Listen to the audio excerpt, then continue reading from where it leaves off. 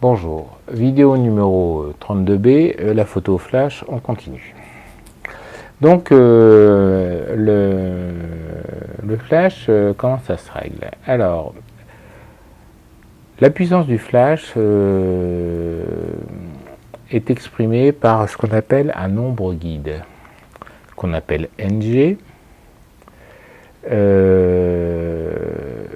Ce nombre guide, le nombre guide est donné pour les petits appareils, pour les petits flashs et choses comme ça, le flash intégré que vous avez, le flash que vous allez acheter chez Miss Numérique ou tout ça, non, le flash que vous allez acheter chez Canon ou chez Nikon ou choses comme ça, on va vous donner un nombre guide. Ce nombre guide est un nombre qui va vous servir pour trouver le diaphragme à utiliser en fonction de la sensibilité et de la distance, et va vous guider par rapport à la puissance du flash.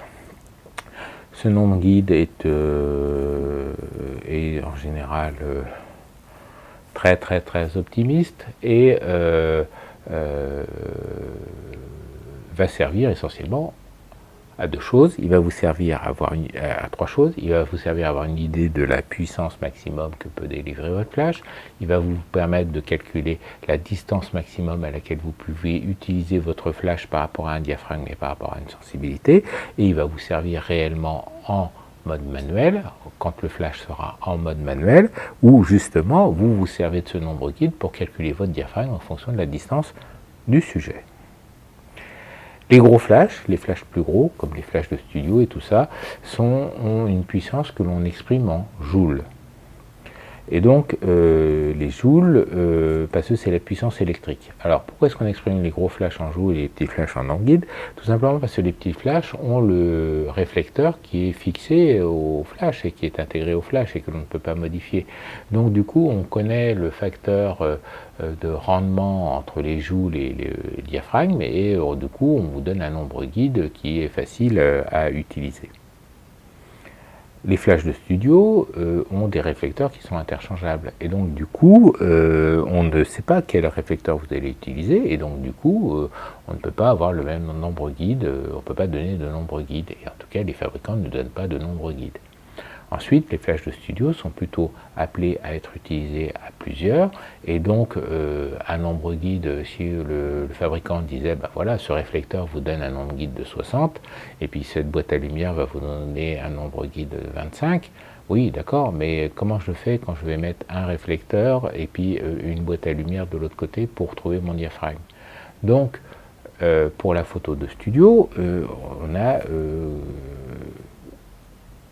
obligation, on n'a pas d'autre choix que soit utiliser un flashmètre pour régler ces flashs, donc un appareil de mesure qui est capable de mesurer le temps, la lumière suivant le temps très court qu'émettent les flashs, soit par la méthode essai-erreur. Voilà, la méthode essai-erreur, on peut y passer beaucoup de temps. Voilà. Le nombre guide, comme il vous permet de calculer le diaphragme en fonction de la distance, donc le nombre guide est attaché au système de distance que vous utilisez. Donc il y a un nombre guide en mètres pour les gens qui utilisent le système métrique, et puis vous avez un nombre guide en pieds pour les gens qui utilisent le système impérial. Voilà. Alors, à partir du moment où vous commencez à avoir un flash qui est proposé avec un nombre guide faramineux, bien trop supérieur par rapport à la taille du truc, ben c'est que le vendeur facétieux a mis le nombre guide en pieds au lieu de mettre le nombre guide en mètres. Parce que forcément, il y a grosso modo un facteur 3 entre le nombre guide en pieds et le nombre guide en mètres, puisqu'il y a grosso modo 3 pieds dans un mètre. Le nombre guide est égal à la distance multipliée par le f sur d. Donc le nombre guide divisé par la distance est égal au diaphragme à utiliser. Un flash de nombre guide 40 va me permettre d'avoir, pour un flash de nombre guide 40 à 100 ASA, va me permettre d'utiliser à une distance de 10 mètres le diaphragme de f sur 4. F sur d égale 4. Tout en gardant à l'esprit qu'en général, la valeur des fabricants est surestimée. la seule marque qui est réputée pour avoir vendu des flashs avec des nombres guides sous-estimés, c'était Olympus du temps des OM1, OM2, OM3, OM4. Voilà. Où là, un flash qui était donné pour un nombre guide de 28 faisait quasiment un nombre guide de 32 bien tassé. Alors tout simplement parce que le nombre guide faisait vendre et que dans les normes DIN pour vendre et choses comme ça, on tolère une incertitude et les gens, quand c'est flatteur, on va toujours un peu au-delà. Les modes flash. Alors, les modes flash, alors le nombre guide varie avec les réflecteurs. Donc, pour les flashs qui ont des têtes zoom, eh bien, vous allez avoir un nombre guide en fonction de la position de la focale utilisée sur la tête du flash. Bien sûr, sauf à vouloir faire des effets particuliers, on n'utilise pas un objectif d'une focale plus large que la focale pour laquelle est calculé le réflecteur du zoom, le réflecteur du flash. Si vous mettez le flash sur 85 mm et puis que vous utilisez un 35 mm, eh bien vous allez avoir un cône de lumière qui va correspondre au champ du 85 mm et puis vous allez avoir toute une zone noire autour. Donc, sauf à vouloir faire un effet un peu spécial façon Blair Witch Project, là, non, voilà, on n'utilise pas. Et puis d'un autre côté, utiliser la position du zoom de la tête du flash sur 24 mm quand vous avez un 85 mm, c'est un peu dommage parce que vous allez envoyer de la lumière un peu partout. Donc, sauf à vouloir avoir la lumière qui se réfléchisse sur un mur et qui revienne, c'est un truc à essayer. Je ne dis pas qu'il ne faut pas le faire, je dis il faut essayer pour voir si ça va donner quelque chose. Mais par contre, une chose est sûre, c'est que vous allez perdre beaucoup de quantité de lumière par rapport au sujet cadré et éventuellement, ça veut dire que vous allez envoyer un éclair plus puissant et donc du coup, vous allez user vos piles plus vite. Voilà. D'une manière générale, pendant que j'y pense, les flashs s'alimentent, il faut lire le mode d'emploi du flash pour savoir si vous pouvez utiliser ou non des batteries rechargeables. Parce que du fait des systèmes d'alimentation et de l'élévation de tension et qui sert à alimenter le condensateur, on ne peut pas sous-volter certains flashs. Donc il y a des flashs qui acceptent les piles rechargeables, il y a des flashs qui acceptent les piles rechargeables à condition de mettre un petit inverseur en disant que vous utilisez des accus au lieu d'utiliser des piles, et puis il y a des flashs qui n'acceptent pas du tout les piles rechargeables et qui sont faits pour être utilisés avec des piles salines, des piles alcalines ou des piles de 1,5 V. Le nombre guide varie en fonction de la sensibilité. Alors, je vais vous marquer la formule. C'est très simple. Et donc, ça se calcule très facilement. Ne partez pas, n'ayez pas peur. Donc, alors je vais écrire ça propre. C'est plus simple.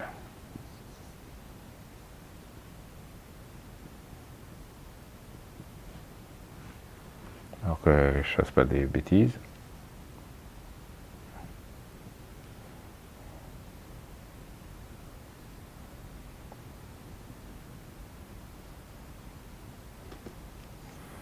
Voilà. Alors, on y va. On prend, voilà. Le nombre guide à 400 ASA est égal au nombre guide à 100 ASA multiplié par la racine carrée de 400 divisé par 100. Donc si je fais 400 divisé par 400, 400 divisé par 100, ça fait 4. Alors la racine carrée de 4, ça fait 2, parce que 2 fois 2 égale 4. Et donc je multiplie par 2 le nombre guide de 100 ASA pour trouver le nombre guide à 400 ASA. Voilà. Parce que, comme ça joue sur les diaphragmes, on a la racine carrée de 2 qui rentre en ligne de compte. En divisant les ASA par rapport à 100 ASA, ça me donne le nombre de diaphragmes, ça me donne le facteur multiplicatif, et pour passer d'une sensibilité à l'autre, et forcément c'est le nombre de diaphragmes. Donc là, en divisant 400 par 100, j'obtiens un 4, qui est le facteur multiplicatif, mais 4 c'est 2 fois 2. Et 2 fois 2, c'est 2 diaphragmes. Et donc, il faut que je passe par la racine pour avoir le nombre de diaphragmes. Et donc après, je multiplie le nombre guide par le nombre de diaphragmes qui a d'écart entre les deux sensibilités. C'est très simple en fait. Faites calculer sur vos doigts. Hein, je sais pas, alors 100 ASA, 200 ASA, 400 ASA, 2 diaph. Voilà. Donc si j'ai un nombre guide de... si à 10 mètres, si mon nombre guide de 40, il y a une distance de 10 mètres, donc 40 divisé par 10 mètres est égal à 4, ok, ça c'est pour 100 ASA, mais quel diaphragme il va falloir que je mette pour 400 ASA? Eh bien, il va falloir que mon F4, il va falloir que je le ferme de 1 diaphragme, donc passer de 4 à 5, 6, et puis de F8, passer de 5, 6 à fermer encore d'un diaphragme, donc passer de 5, 6 à 8. Donc je vais avoir un nombre guide de 80. Donc on a bien 400 divisé par 100 égale 4, racine carrée de 4 est égale à 2, et si j'ai un nombre guide de 40, 40 fois 2 est égal à 80. C'est consistant, c'est juste, c'est bon. Et si vous n'avez toujours pas compris, repassez-la doucement, écrivez, et vous verrez que ça passe, et que c'est vrai, et que c'est juste. Et je regarde mon temps, ça va, j'ai du temps. Alors, les modes de flash. Alors, le nombre guide donc, va vous donner une idée de la puissance. Et donc, quand vous allez lire les documentations techniques pour acheter un flash et ainsi de suite, donc il faut faire attention à ce que votre nombre guide vous soit donné, qu'il vous soit donné en mètres et qu'il vous soit donné pour 100 ASA, pour comparer tous les autres flashs à 100 ASA. Voilà, parce qu'il y a des petits malins qui vont vous donner le nombre guide à 200 ASA. Pour les flashs de studio, ou pour les flashs destinés au studio, il est possible qu'on ne vous donne pas le nombre guide à 1 mètre, mais le nombre guide à 2 mètres. Et dans ce cas-là, ça n'est pas favorable pour eux. Voilà. Mais voilà. Je crois que je ne crois n'avoir croisé qu'un seul cas où un petit facétieux avait mis un nombre guide pour 50 cm. Parce que du coup, ça paraissait plus puissant. Mais voilà. Rappelez-vous que le vendeur cherche à vous vendre quelque chose et pas forcément à vous rendre service. Et voilà. Donc vous devez être responsable, être au courant de ce que vous achetez, et grosso modo le vendeur il est là pour vous en délivrer un en bon état et assurer les problèmes de garantie en cas de problème. Et rien d'autre. Les modes flash. Donc je vous ai vu, on a vu dans la première vidéo, qui très rapidement, puisque je n'ai fait que les citer, il y avait le mode manuel, le mode A pour auto, le mode TTL et le mode FP. Le mode TTL. Le mode TTL, donc il faut un flash qui est adapté à votre appareil photo, donc qui est dédié pour la marque de votre appareil photo, pour votre Canon, pour votre Nikon et ainsi de suite, et qui est adapté à la génération de votre appareil photo, tout simplement parce que à travers ce TTL, donc qui est une mesure source de lens, à travers les lentilles, le numérique a amené deux générations de TTL différentes et différentes de la génération TTL de l'argentique. Voilà, donc un flash TTL du temps de l'argentique n'est peut-être pas, et a de grandes chances de ne pas être utilisable avec un appareil photo numérique. Donc, et c'est pour ça que par exemple chez Canon ou chez Nikon, vous allez avoir du ETTL ou du ITTL, hein, suivant la marque, pour bien distinguer du TTL du temps de l'argentique. Le principe, c'est qu'il y a une cellule dans le boîtier qui mesure l'intensité de l'image sur le capteur. Alors en argentique, on faisait ça directement lors de l'obturation en mesurant la quantité d'image sur le film. Alors ça posait les problèmes parce que tous les films de toutes les marques n'avaient pas exactement le même coefficient de réflexion et donc ça pouvait amener à des modes de correction. Mais enfin bon, on apprenait à vivre avec, voilà. Et mais en numérique, il se passe un autre phénomène, c'est que il y a un réel risque de destruction du capteur s'il se prend à un flash pleine bourre qui n'est pas prévu. Parce qu'il peut y avoir des quantités de lumière très très importantes, notamment en macrophotographie. ou en studio. Et donc du coup, pour évaluer la quantité de lumière à envoyer, le flash va émettre un tout petit éclair avant. Autrefois, il y avait le pré-éclair pour les anti-yeux rouges, mais là, il s'en sert aussi pour mesurer. Donc le pré-éclair anti-yeux rouges, c'était éventuellement un éclair en infrarouge par le module d'assistance autofocus, mais voilà, donc ils ont rajouté des éclairs qui sont avant, qui sont destinés à faire une petite mesure sur le coefficient de réflexion du sujet, et puis après l'obturateur s'ouvre, et puis il envoie la bonne quantité de lumière pour exposer correctement. Ça devient un peu complexe à utiliser, et puis surtout le TTL va chercher à faire une exposition correcte. Comme c'est un mode automatique, il a son propre correcteur d'exposition. Donc ça va être le correcteur d'exposition flash ou correcteur d'exposition TTL. Et donc vous allez pouvoir dire, je veux un éclair plus puissant ou moins puissant là-dedans. Ça fonctionne beaucoup par la méthode essai-erreur, c'est assez difficilement prédictif et ça peut vous faire perdre des instants ou des photos. Le mode A. Le mode A est un mode automatique qui va utiliser une cellule qui va être attachée au flash et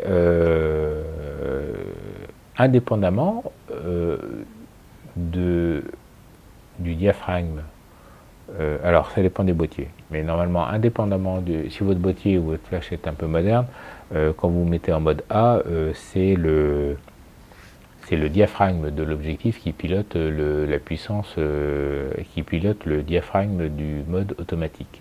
Et donc du coup, on peut une fois de plus corriger le phénomène en utilisant le correcteur d'exposition sur le flash.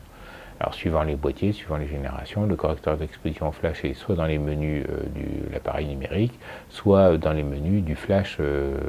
Voilà. Donc du coup, ça vous fait un deuxième mode d'emploi à lire. C'est incontournable, il faut savoir sur quel bouton appuyer pour faire...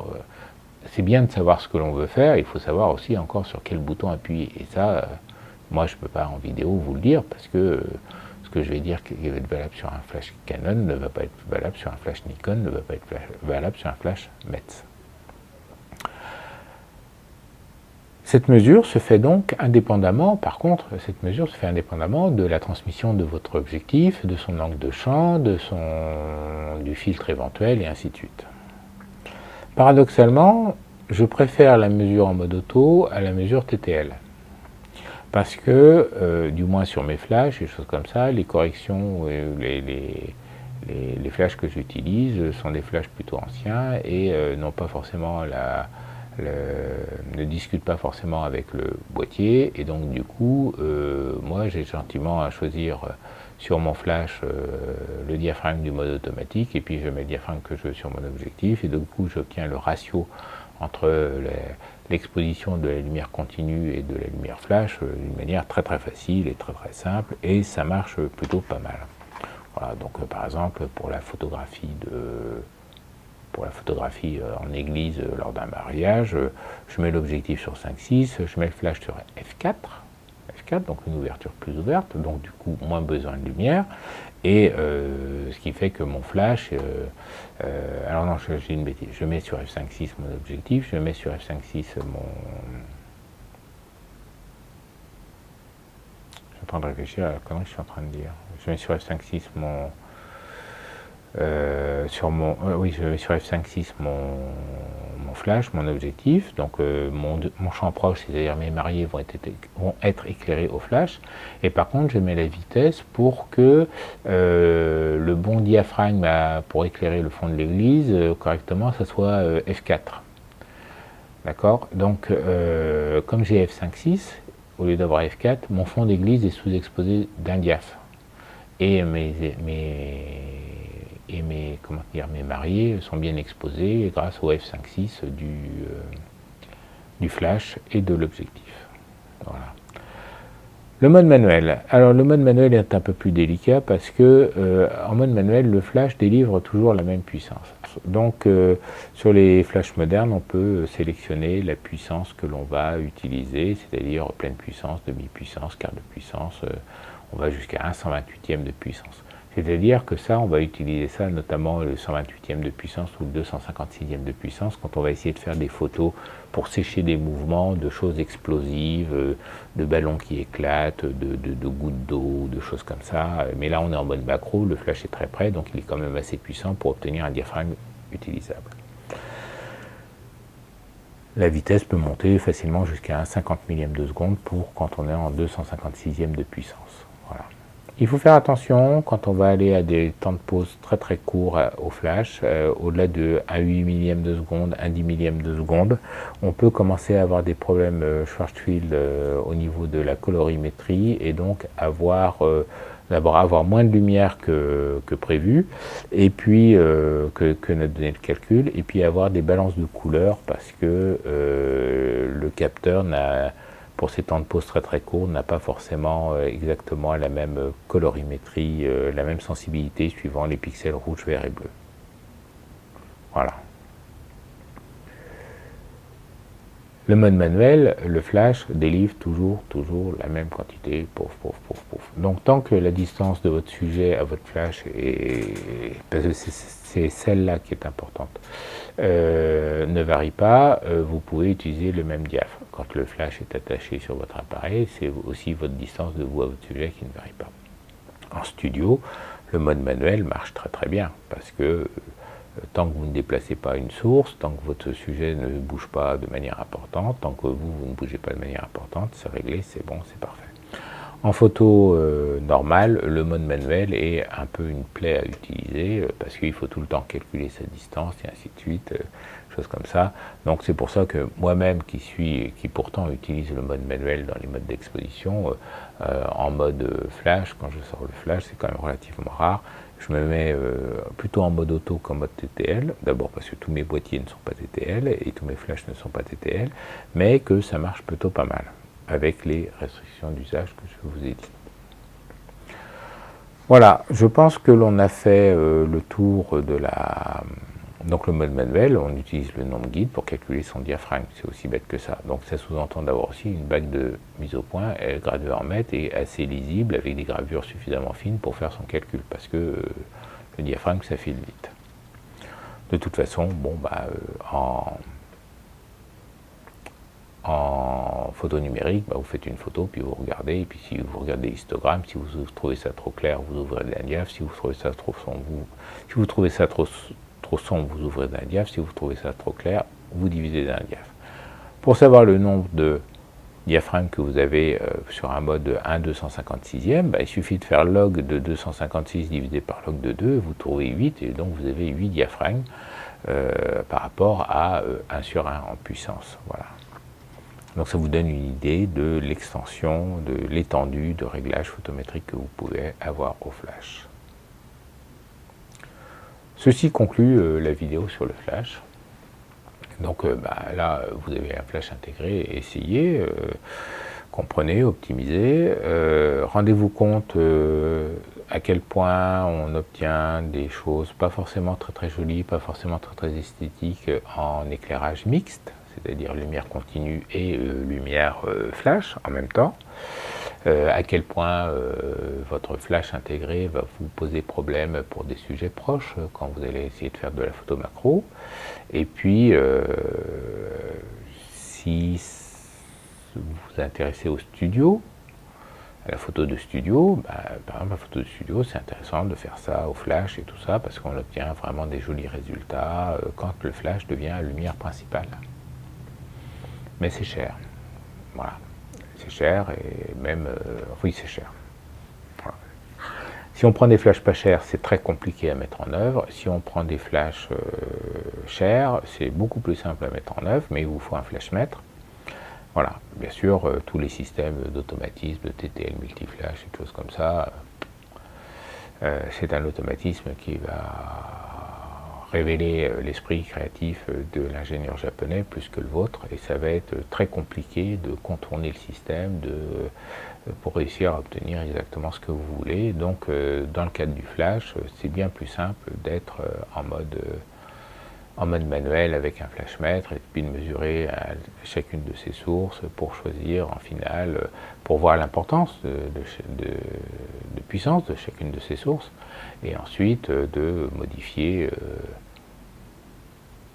sa puissance pour modifier son influence, et puis après faire sa mesure pour avoir son diaphragme à utiliser. Ça, on verra ça. Alors, je d'abord, je n'ai pas de matériel de studio parce que je ne pratique plus la photo de studio depuis très très longtemps. J'en ai fait quand j'étais gamin, du temps de l'argentique, et puis voilà, ça m'a passé, ainsi de suite. Donc, je n'ai pas grand chose à présenter, j'ai même plutôt rien à présenter. Par contre, bon, alors j'ai gardé une partie du matériel, l'autre partie du matériel, de toute façon, n'était pas à moi. Mais par exemple, les flashmètres, tout ça, j'ai gardé. Voilà, donc on verra ça dans les accessoires un autre jour. Donc soyez éco, hein, pour essayer de comprendre, optimiser, faites des images. Au revoir.